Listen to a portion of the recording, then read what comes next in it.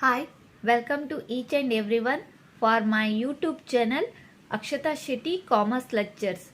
I hope you all are doing well, and today's video is going to be about UGC NET and kset examination paper 1 subject People and Environment. Let us discuss 10 important questions. First question: the Ganga Action Plan was initiated during the year 1986, 1988, 1990, 1992. The Ganga Action Plan was initiated during the year 1986. It is a scheme that is launched by Sri Rajiv Gandhi. It was mainly focused on the control of non-point pollution from the river Ganga. It improves the quality of water.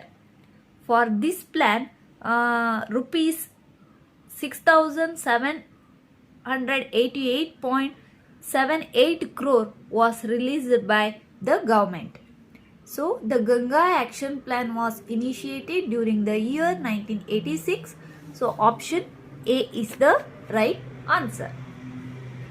Next, come to second question. Bog is a wetland that receive water from nearby water bodies, melting, rainfall only, sea only. Bog or bogland is a wetland characterized by spongy peat deposits, acidic waters, and the floor covered by a thick carpet. This bog receives most of their water from rainfall only, rather than the groundwater, streams, and runoff waters. So, bog is a wetland that receives the water from only the rainfall. Option C is the right answer. Next, come to third question. Which of the following region is in the very high risk zone of earthquakes? Central Indian Highland, Coastal region, Himalayan region, Indian desert. The very high risk zone of earthquakes is Himalayan region. The Himalayan region of India falls in earthquake prone areas. The Indian plate is still trying to penetrate Eurasia forcefully. Scientific estimates that these geographical changes make the Himalayan region very susceptible to earthquakes. The two plates are pushing each other, due to which instability in the region persists. Natural and artificial reasons can cause the earthquakes in Himalayan region. So, option C is the right answer.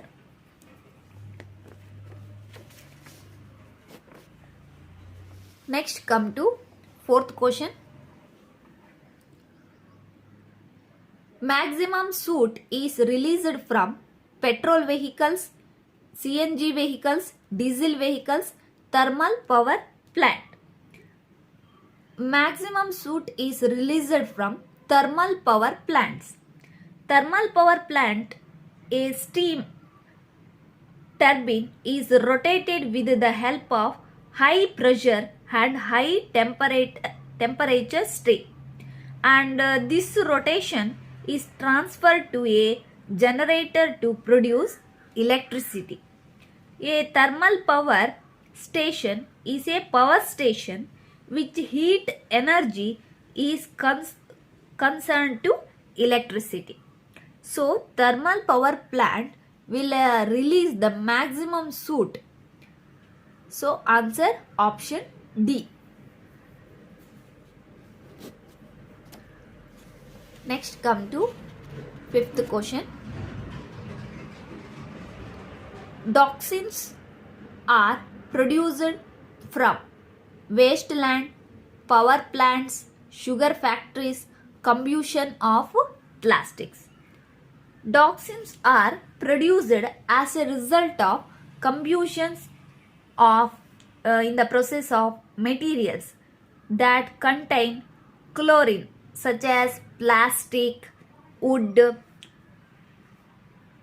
treated with the pesticides, treated waste, and can be formed during a volcanic eruption and forest fires. Dioxins are hazardous chemical compounds to health. Short-term exposure of humans to high level of dioxins may result in skin lessening, whereas long-term exposure result in impoverishment of the immunity system, nervous system, and reproductive system.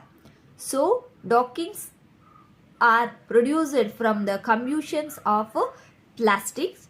It will affect long term as a immunity system and nervous system and reproductive system. So in the short term it will causes for a skin lessening. So option D is the right answer. Next come to sixth question. The slogan "A tree for each child" was coined for social forestry program, clean air program, social conservation program, environmental protection program. The slogan "A tree for each child" was coined for the social forestry program. And this program is associated with the forest management and protection in the on barren lands. It raises the plantation in the rural areas to meet the growing demand for timber, fuel wood, fodder, etc. Under this scheme, a tree is planted for each child. So, a slogan "A tree for each child" was coined for a social forestry program. So, option C, A is the right answer.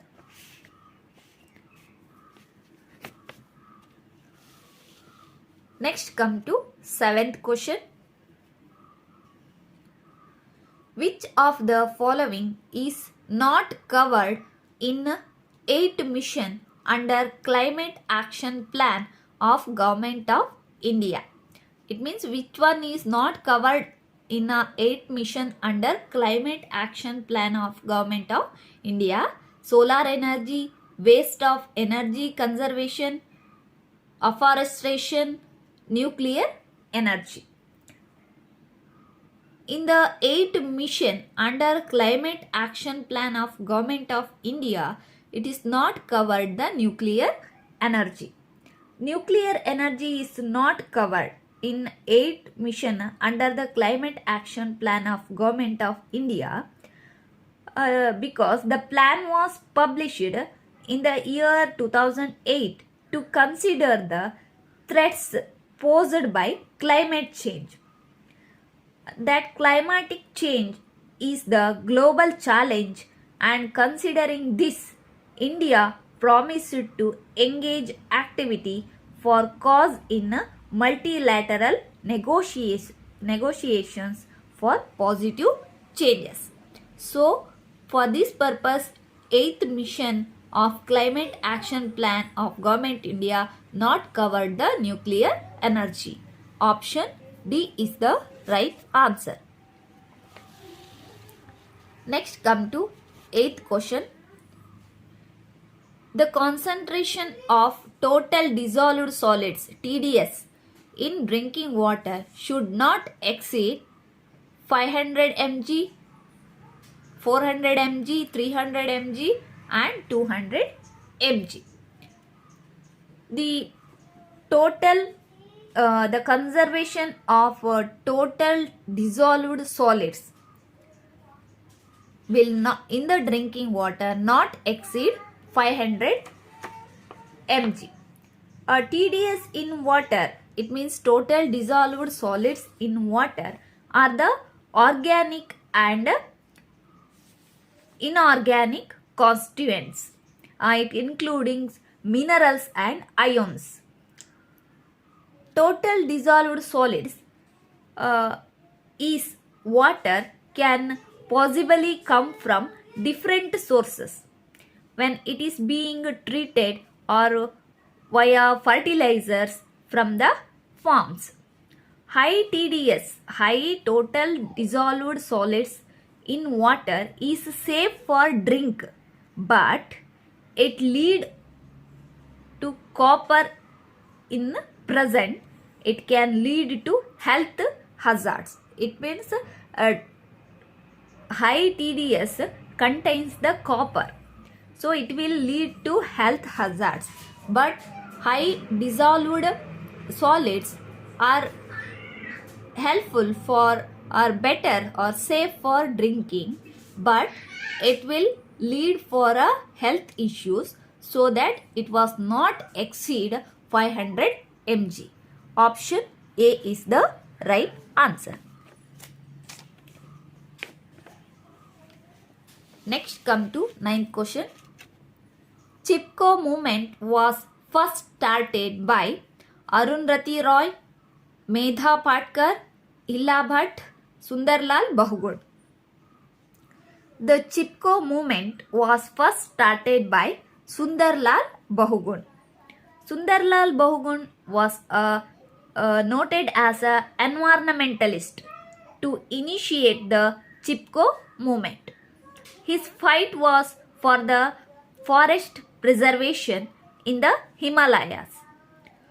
First Chipko action took place in Mandal for the denial of cutting wood by the government and rather allotting the forest in Alkananda Valley to a sports good company. In this Chipko movement protest, the women of that area formed a cycle around the trees. That is called as this is a Chipko movement. It was first started by Sundarlal Bahugun. So option D is the right answer. Next come to 10th question. The main constituents of biogas are methane and carbon dioxide, methane and nitric oxide, methane, hydrogen and nitric oxide, methane and sulfur dioxide. Methane is the major component of the biogas and it constitutes about 75% of biogases. Apart from it, carbon dioxide is the second main constituent of biogas. In addition to this, hydrogen, sulfide, ammonia, moisture traces of water and nitrogen are also present in small amount in the biogases. But the main constituents of biogases are methane and carbon dioxide. So option A is the right answer.